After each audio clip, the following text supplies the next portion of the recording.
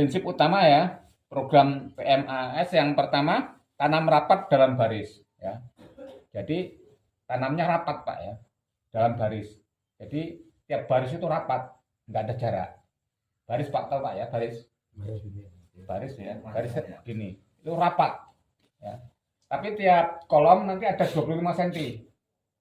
Rapat, terus 20 cm rapat, 20 cm rapat, 20 cm terus ada yang 41, ada yang 61. Jadi setelah 4 baris rapat, tapi kolomnya 25 cm, 25 cm ya. Terus ada namanya legowo atau apa lorong ya. Lorongnya 50 cm. Ya. Terus 4 atau 6 ya. 4 atau 6 ini.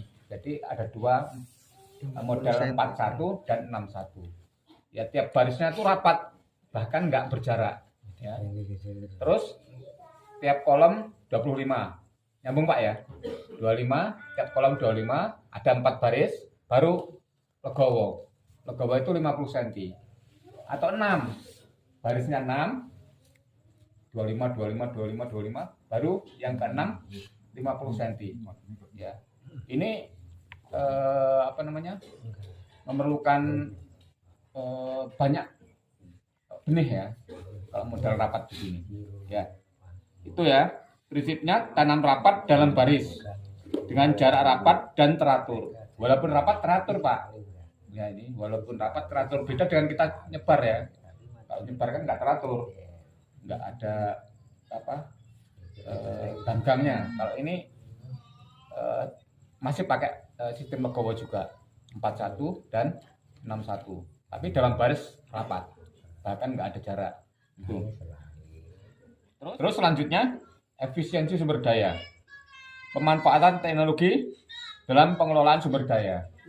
Terus tenaga kerja. Ya ini kalau model tabela Pak ya. Tanam benih langsung.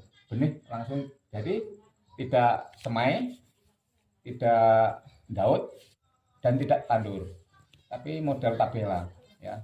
Tanam benih langsung ya. Ini. Terus selanjutnya mekanisasi pertanian. Tadi sudah dijelasin karena ini pertanian berbasis teknologi ini menggunakan mekanisasi. Ini diharapkan dalam hamparan yang luas. Tapi kalau yang nanti sementara ini belum luas ya masih secara tradisional ya mungkin ya. Ini tapi nanti jangka panjangnya menggunakan alat dan mesin. Ini diharapkan ya. Traktor, terus combine. Bahkan kalau yang luas itu diharapkan pakai drone Pak ya sekarang ini. Kalau biasanya bisa mencakup satu kebayan ya atau minimal 5 hektar nanti bisa pakai drone dalam apa penanaman ya atau penyebaran ya. Itu pakai drone bisa Pak. Drone-nya khusus ya. Khusus nanti untuk menyebar benih atau untuk menyemprot ya herbisida atau fungisida ya atau insektisida bisa atau pemupukan bisa drone itu semua bisa kalau drone ya, bahkan untuk menyebar benih juga bisa dengan presisi karena ada khusus itu alatnya ya. Itu selanjutnya implementasi berbasis skala luas. Ini kalau bisa nanti jangka panjangnya ini mencakup wilayah yang luas ya. Terus selanjutnya intensifikasi produksi ya, maksudnya ini fokus pada peningkatan produksi. Yang selama ini mungkin produksinya kurang maksimal, ini diharapkan bisa maksimal dengan target 10 ton tadi ya. Dengan populasi tinggi. Nah, ini dengan populasi tinggi tadi, dengan baris yang rapat, ini diharapkan produksi tinggi. Terus pengelolaan unsur hara. Ini karena produksi tinggi ya unsur hara. Ini hara itu ya pupuk ya. Pupuk itu benar-benar ini diperhatikan ya. Terus selanjutnya irigasi berselang. Irigasi berselang ya, kita terapkan juga karena dengan irigasi berselang di samping efisiensi penggunaan air, akar kuat ya, terus anakan banyak ya, tahan roboh ya, itu. Makanya dalam PMAAS ini kita menggunakan irigasi berselang ya. Selanjutnya pengendalian OPT. Maka pengendalian OPT, termasuk fungisida, insektisida ini sangat intensif ya. Karena dengan tanam rapat pasti jamur ya, banyak jamur atau insek yang mungkin akan datang. Makanya di sini intensifikasi pengendalian OPT. Ya, selanjutnya teknis pelaksanaan. Jadi pelaksanaan dalam program ini yang pertama persiapan lahan. Persiapan lahan sawah terlebih dulu digenangi air. Pertama-tama lahan yang akan kita garap digenangi air 2-5 cm selama 2-3 hari ya. Ini diharapkan ya pas airnya ada ya program ini. Terus aplikasi herbisida 3-5 hari sebelum tanam ya. Jadi 3-5 hari kita aplikasikan herbisida ya, sistemik bisa sistemik dan kontak ya, benar ya, glisopat sama paraquat ya, bisa digunakan. Terus bisa juga untuk menghindari nanti banyaknya gulma, kita pakai yang pembeku ya. Di samping tadi pakai herbisida itu sistemik atau kontak, kita menggunakan pembeku karena ini sistemnya rapat, nanti susah kalau udah ada gulmanya ya. Terus selanjutnya persiapan lahan ya, perbaikan pematang. Jadi pematang ini harus diperbaiki ya. Ini untuk menghindari kehilangan air atau bocor ya. Di samping itu untuk menghindari kehilangan pupuk. Kalau bocor ya di samping airnya juga boros, pupuk juga akan hilang ya.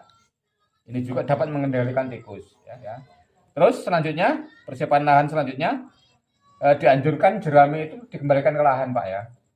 Dalam program ini jerami kalau bisa dikembalikan ke lahan karena jerami itu banyak mengandung semua N, P dan K itu lengkap, di samping silika ya itu lengkap.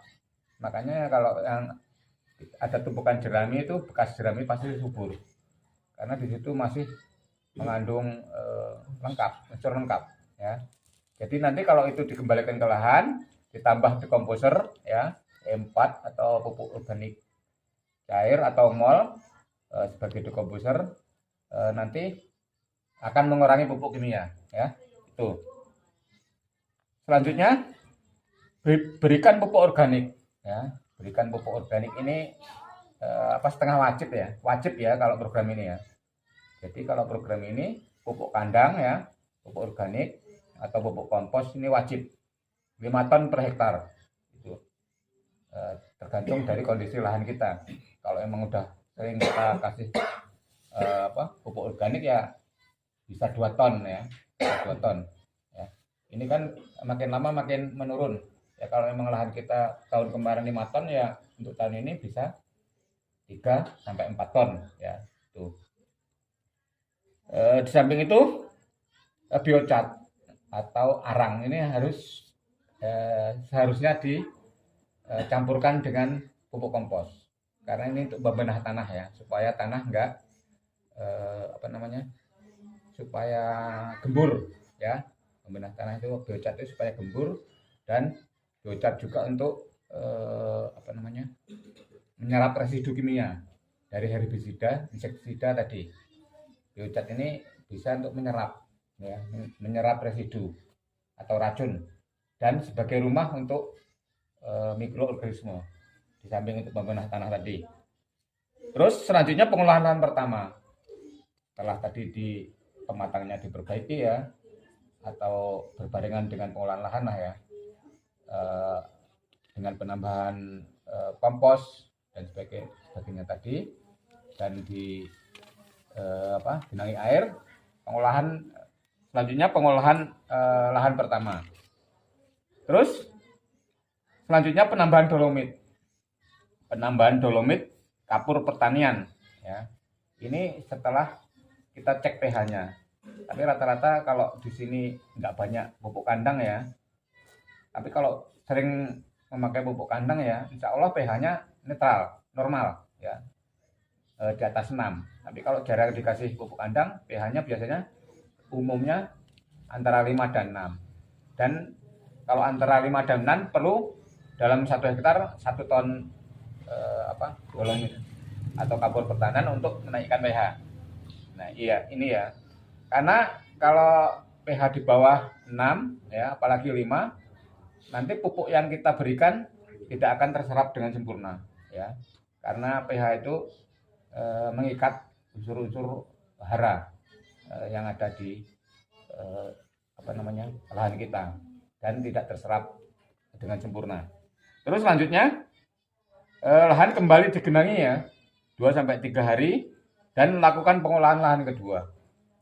Jadi setelah tadi pengolahan lahan pertama ada 2 ya, pengolahan lahan pertama dan pengolahan lahan kedua minimal jaraknya 7 hari ya, 7 hari atau bisa lebih lama kalau waktunya masih panjang. Ini untuk memberi waktu mikroorganisme ya untuk sebagai mengurai dekomposer sisa-sisa jerami atau rumput ya. Makanya dikasih jarak antara pengolahan lahan pertama dan pengolahan lahan kedua.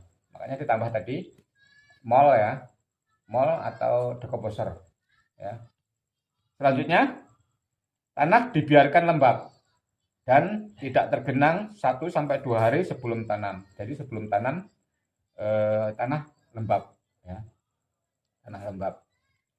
Terus selanjutnya, nah ini tadi ya udah saya sampaikan aplikasi herbisida pembeku ya, itu 5 hari sebelum tanam. Selanjutnya buat parit. Jadi sekitar lahan kita dibuat parit ya, ini untuk sebagai drainase supaya dalam pengeringan itu cepat ya, atau untuk pengendalian keong. Keong biasanya ada di air ya, air yang terakhir itu loh. Biasanya ngumpul di situ dan dikasih daun-daunan ya, daun pepaya ya, daun singkong, biasanya nanti ngumpul kita ambil ya, itu keong. Terus dalam penanaman tanam dalam kondisi macak-macak.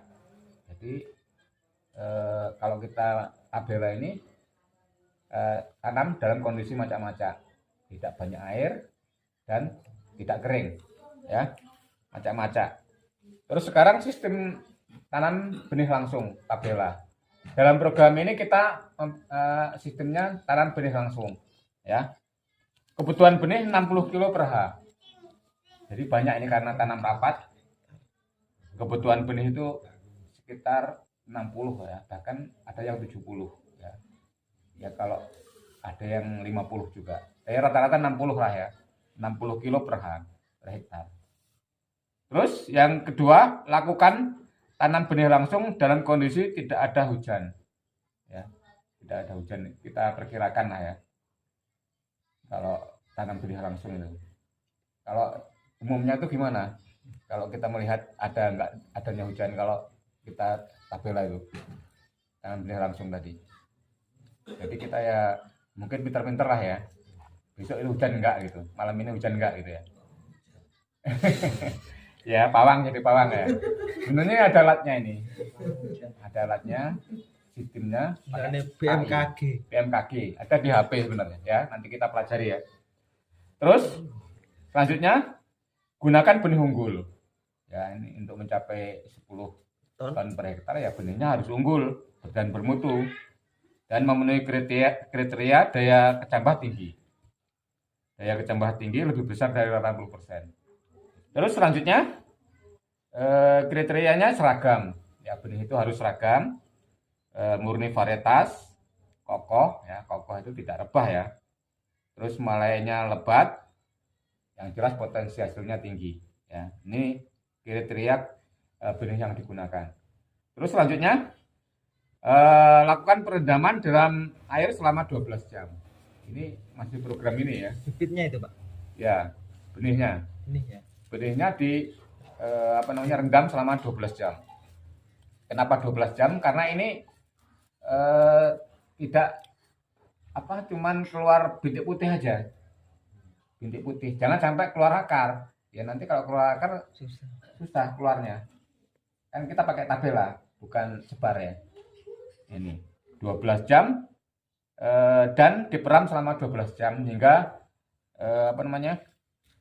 muncul titik putih ya. Berarti 24 jam. Titik putih itu mau keluar apa? Tunas apa akar itu? Akar biasanya. Tunas.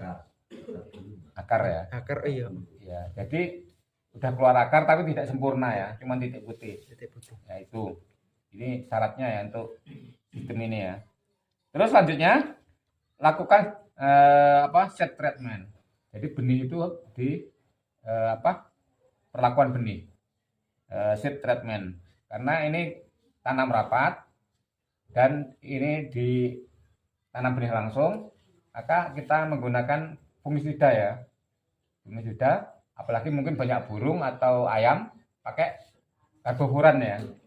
Furadan ya Mas ya? Iya, Karbofuradan, contohnya furadan dan yang lainnya, merek lainnya ya.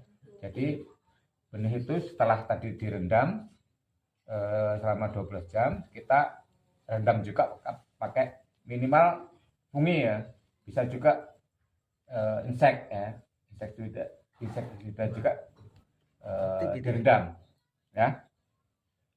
Itu untuk menghindari mungkin burung ya, burung atau ayam. Selanjutnya benih yang telah melintis tadi keluar bintik putih tadi ditanam menggunakan alat tabela. Jadi alat tabela itu paralon. Alat tabela itu kayak paralon ya, kalau botol-botol itu ya, itu yang ditarik ya, Mas, caplak ya, model caplak lah ya. Ini manual, atau kalau yang luas bisa pakai ditempelin di traktor ya, bahkan pakai drone juga bisa kalau ulahnya berhektar-hektar ya. Drone khusus dibuat supaya membentuk larikan-larikan ya yang rapi ya, yang teratur. Tuh model ini ya khusus ya, kita buat, BPP lagi buat ya, nanti bisa untuk masing-masing desa kalau bisa ya membuat ya model caplak sistem tabela ini ya. Modal paralon ya, paralon 4 in ya, 3 in atau 4 in dilubangi sesuai tadi.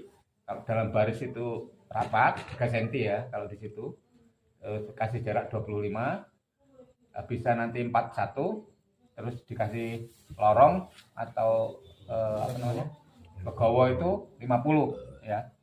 Jadi dalam baris itu 3 cm muter, terus dalam kolom itu 25 sampai 4 ya, 4 baris legowo atau 6 baris baru legowo. Yang legowonya itu 50 cm ya.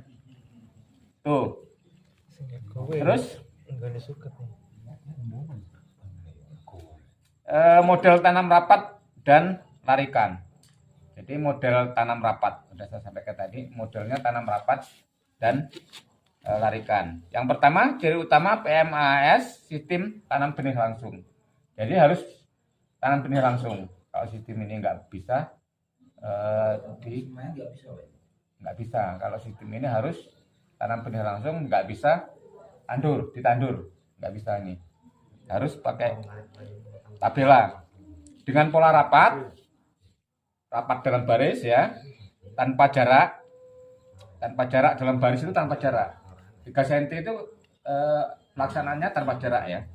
Terus tetapi kolom berjarak 25 cm tadi, dan tiap 4 baris atau 6 baris diberi legowo atau lorong 50 cm ya. Sudah jelas kayaknya ini ya. Nanti kalau ada pertanyaan di akhir ya. Terus ada 2 model tanam, pola 41 dan 61 ya. Tinggal kita pilih ya. Adanya lorong berfungsi, yang pertama memudahkan pengelolaan tanaman. Jadi nggak ada alasan kok nanti kalau rapat nggak bisa kita nyemprot ya, nggak bisa kita pupuk. Ini ada lorongnya, ada legowonya. Terus karena ada lorong, jadi peningkatan intensitas matahari masih bisa masuk, Terus sirkulasi udara masih bisa masuk karena masih ada jarak tadi 25 ada yang 50 ya. Masih ada udara lah ya. Terus lorong tadi untuk menurunkan kelembapan. Kelembapan masih ada ya dibanding sistem tegel, jelas masih kelembapan masih tinggi ini karena rapat ya dalam baris. Tapi ya dengan adanya jarak kolom yang 25 dan dalam legowo yang 50, saya kira ya sirkulasi udara juga masih ya, kelembapan juga enggak begitu tinggi. Terus varietas ya. Varietas benih yang kita tanam, rekomendasi varietas. Jadi rekomendasi varietas yang pertama Inpari 42 GSR. Terus Cakrabuana Inpari 47, Inpari IR Nutri, Zinc. Terus varietas hibrida juga sebenarnya bisa Pak. Semua hibrida. Cuman ini mahal. Benihnya kilo 300.000 benihnya 60 kilo Pak ya. Ya 16 juta. Hibrida ini bisa ya, tapi ya kita harus melihat harganya ya. Sangat bisa sebenarnya. Tapi ya kita diharapkan yang lokalan aja ya, karena 60 kilo ya. Saya tidak menyarankan. Yang jelas di sini teorinya hibrida bisa. Tapi mungkin karena mahal, kita juga hitung-hitungan ya. Hitung-hitungan Pak. Ya kalau hitung-hitungan biaya ongkos produksi tinggi, ya nggak usah kita Terus selanjutnya Inpago ya. Ini untuk gogo. Untuk gogo bisa di air juga bisa. Inpago 12 ya. Inpago 12, Inpari 42 tadi. Terus Cakrabuana dan Pajajaran itu contoh benih yang bisa 10 ton ya. Terus selanjutnya pemupukan dan ameliorasi. Ameliorasi itu dolomit tadi, dolomit kompos itu ameliorasi. Pupuk ya, pemupukan lah ya. Terus pemupukan NPK 400 kilo per hektar. Selama ini mungkin berapa? Nggak nyampe 400 kilo ya. Apa Pak? NPK per hektarnya. Poska ya. Poska. Jadi 400 kilo Poska dan 150 urea. Jadi karena ini tanam rapat, populasi itu jauh lebih banyak Pak ini. Jauh lebih banyak. Ini jadi totalnya 5,5 kintal. Jadi pupuk lebih banyak. Ya. Tapi jangan khawatir Pak, ini diusulkan nanti yang dapat program ini nanti pupuk ditambah subsidinya. Yang tadinya mungkin 1 hektar cuma 3 kintal jadi 4 kintal ya subsidinya nanti. Tuh. Terus aplikasi NPK pupuk pertama umur 20 sampai 25 hari. Ya. Banyak 300 kilo. Jadi pupuk pertama 20 sampai 25 hari 300 kilo. Langsung 300 kilo ya pupuk pertama. Jadi pupuk kedua cuman 100 ya. Itu 40 sampai 45 hari setelah sebar. Ya.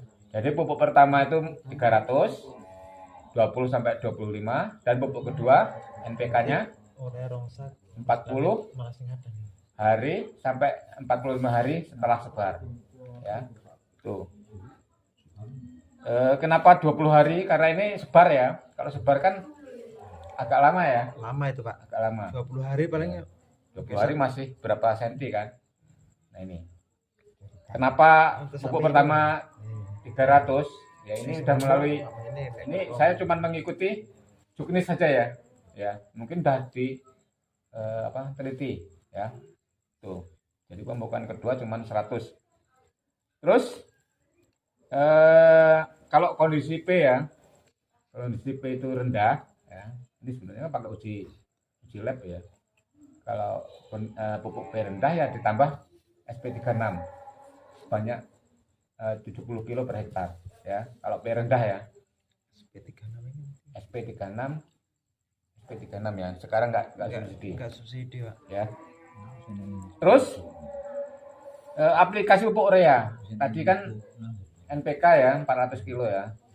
Ya, kalau urea itu 150 kilo. 150 kilo pemupukan pertama 150 kilo pada 40 sampai 45. Sama dengan pemupukan kedua tadi NPK ya. Bisa dibarengkan ini. Pemupukan pertama urea dan pemupukan kedua NPK ya. Terus pemupukan kedua urea itu primodia sebelum berbunga ya. Tapi itu setelah kita melihat hijau daunnya. Kalau udah hijau ya nggak perlu pakai urea lagi. Jadi cukup 150. Jadi ini bisa ureanya bisa nambah Pak ya, tergantung hijau daunnya ya. Nggak pasti kan. Nah, ini tergantung kesuburan tanah kita juga kan, kita yang tahu ya. Kalau pupuk itu nggak bisa pasti. Ya, ini cuman kira-kira tergantung kondisi lahan kita. Ya, kalau memang udah subur, mungkin banyak organiknya ya pupuk akan berkurang. Sebaliknya, kalau lahannya kita nggak subur ya pupuk mungkin bisa bertambah. Tuh. Terus selanjutnya penambahan pupuk organik. Ini apa? Dianjurkan sekali kalau program ini ya, pupuk organik kompos tadi di awal udah saya sampaikan berupa pupuk kandang atau petroorganik ya, berupa granul tadi atau kompos biocat ya. Ini 5 ton per hektar kalau lahan kita tandus ya. Tapi kalau udah banyak organiknya ya dikurangi bisa ya, 3 ton atau 2 ton ya. Ini kalau pupuk organik program ini pupuk kompos ini harus ya, wajib dan harus ya. Kalau wajib ya harus ya. Harus. Terus selanjutnya pupuk silika. Pupuk silika ini sebenarnya sudah ada di jerami. Kalau jeraminya dikembalikan, silika ini akan berkurang ya. Silika bisa padat dan cair. Kalau padat kita melihat di kemasannya, anjuran pakainya. Kalau yang cair ya, kalau padat itu pada awal diaplikasikan pada awal ya tanaman ya. Sekali pada awal pertanaman. Pada fase vegetatif cuma sekali kalau silika padat ya. Kalau silika cair ini rutin 15 hari setelah sebar, 25, 35, 45 dan 55 silika cair. Ini untuk memperkuat batang kalau silika itu. Ada di toko pertanian ya. Ini kalau bisa pagi hari pas tomata itu membuka ya. Tomata membuka itu pas pagi hari karena ini sebagai pupuk cair ya, silika cair. Terus selanjutnya penggunaan JPT karena ini populasi tinggi, zat perangsang tubuh juga diperlukan, auksin, sitokinin dan giberlin ya, itu diperlukan. Ini banyak di toko pertanian. Pupuk dolomit ini tadi bisa digunakan dan tidak tergantung lahan kita pH-nya ya. Tuh. Ini untuk menaikkan pH aplikasi 1 ton per hektar. Kalau pH di bawah 6. Terus aplikasi di pengolahan lahan. Jadi kalau kita aplikasi dolomit pada waktu pengolahan lahan bersamaan dengan pupuk kompos ya atau pupuk dasar. Terus pengelolaan air pakai berselang ya, pengairan berselang atau intermiten tadi ya. Ini di samping untuk penghematan air, untuk perakaran yang kuat, untuk memperbanyakkan akan dan mencegah kerobohan ya. Dalam sistem ini kita pakai sistem selang ya, pengairan berselang. Terus pengendalian gulma. Ini yang terpenting dalam sistem ini gulma ya. Gulma. Karena sistem rapat, gulma harus benar-benar kita kendalikan ya. Terus aplikasi pada saat tanah macak-macak. Jadi pengendalian hama diaplikasikan pada saat tanah macak-macak. Ya, begitu kering nanti akan terserap ya dan akan mati gulma tadi. Aplikasi herbisida pembeku. Tadi sudah saya sampaikan 3 sampai 5 hari sebelum tanam. Terus aplikasi herbisida selektif ya. Herbisida selektif itu padinya nggak mati tapi rumputnya mati. Ini biasanya setelah kita sebar ya. Waktunya 2 minggu setelah kita sebar dan 4 minggu. Ini 2 kali ya kalau sistem ini ya, karena dikhawatirkan banyak gulma, karena populasinya banyak. Aplikasi herbisida atau obat rumput ini, obat rumput selektif ya, 2 kali, 2 minggu setelah sebar dan 4 minggu setelah sebar. Terus ini dalam sistem ini dianjurkan digosok ya Pak ya, dalam walaupun sekali, karena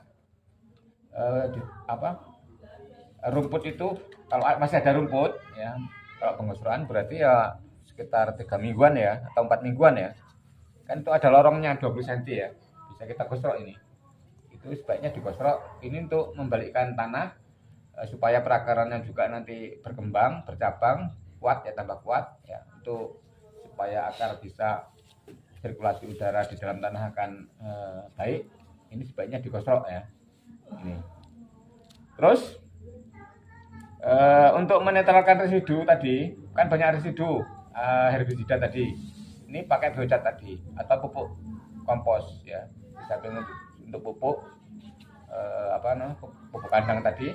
Ini juga untuk menetralkan residu kimia tadi. Ya.